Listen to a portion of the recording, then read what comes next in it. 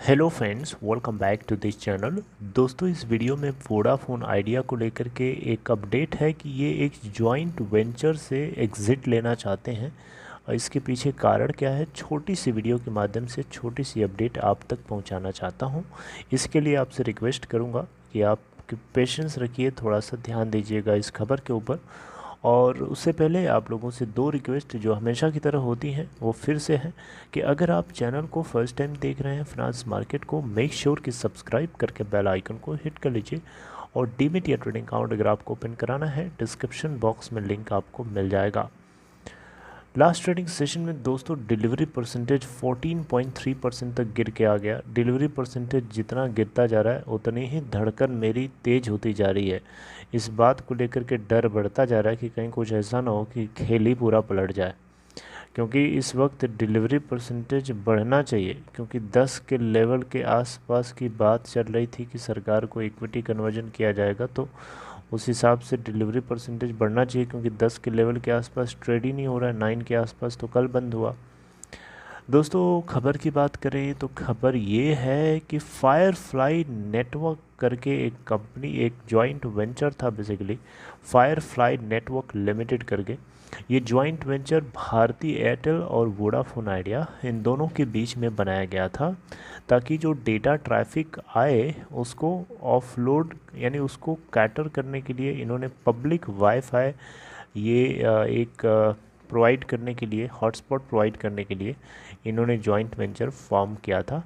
अब खबर ये आ रही है दोस्तों कि वोडाफोन आइडिया में exit WiFi venture with Airtel.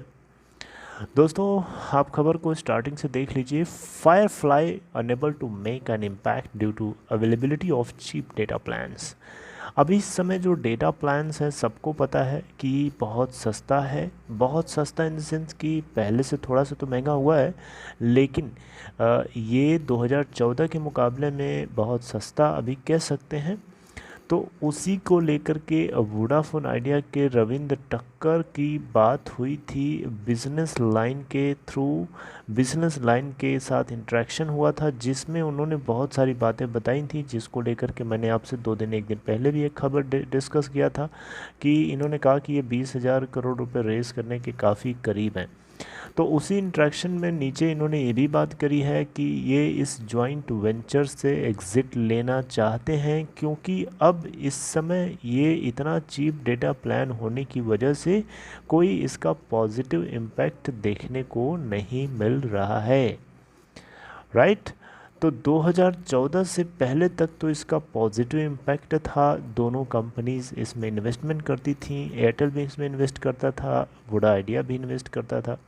2014 में बेसिकली इसको इनकॉर्पोरेट किया गया था। उसके बाद से 2014 के पहले तो इनका मतलब ये था ही नहीं। हाँ, आफ्टर 2016 2016 के बाद रिलायंस जियो जब से आया, तब से 4G डेटा का रिवोल्यूशन इतना चीप हो गया, इतना सस्ता हो गया कि लोग 3G को भी भूल गए। और वाईफाई हॉटस्पॉट सर्विसेज की तो छोड़ ही दीजिए। तो फायरफ्लाई नेटवर्क जो है यहाँ पे कोई पॉजिटिव इम्पैक्ट नहीं बना पा रहा है इन कंपनीज़ के लिए, एयरटेल के लिए भी और वोडा आइडिया के लिए भी। तो इसीलिए वोडाफोन आइडिया अब कंसीडर कर रहा है कि इस जॉइंट वेंचर से एग्ज़िट ले लेना ही सही है या उसी में ही समझदारी है। राइट। तो दोस्तों, यहाँ पे अगर आप देखें तो इस जॉइंट वेंचर से वोडाफोन आइडिया को कितना रिसीव होगा, कितना अमाउंट मिलेगा, इसको लेकर के बिजनेस लाइन के अंदर कोई डिस्क्लोजर नहीं किया है इस आर्टिकल के अंदर।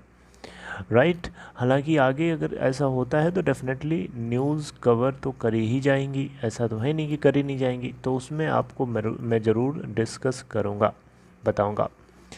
राइट। तो अच्छा, एक दिमाग में आपके क्वेश्चन आ रहा होगा कि इसको बनाया ही क्यों गया था।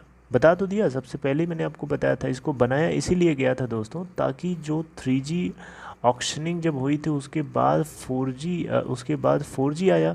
लेकिन उस 4G के आने से पहले जो डेटा ट्रैफिक था उसको कैटर करने के लिए ये पब्लिक वाईफाई नेटवर्क को बनाया गया जॉइंट वेंचर के रूप में। राइट। ताकि जो you know com data traffic है उसको लोकल वाईफाई नेटवर्क्स के ऊपर ऑफलोड किया जा सके। ओके, तो बाकी अब आगे इसमें वही रिपीटेड है, मैं उसको बार बार नहीं बताना चाहता हूँ। बाकी फंड रेजिंग प्लान को लेकर के 7,600 करोड़ रुपए के इनके टोटल वर्थ एसेट्स हैं, उनको मोनेटाइज करने की बात टक्कर जी ने कही थी, लेकिन इन्होंने अभी करने से मना कर दिया क्योंकि इनके पास अभी बहुत सारे ऑप्शंस ऑलरेडी लगता है इनको कि सक्सेसफुली फंड रेज किया जा सकेगा।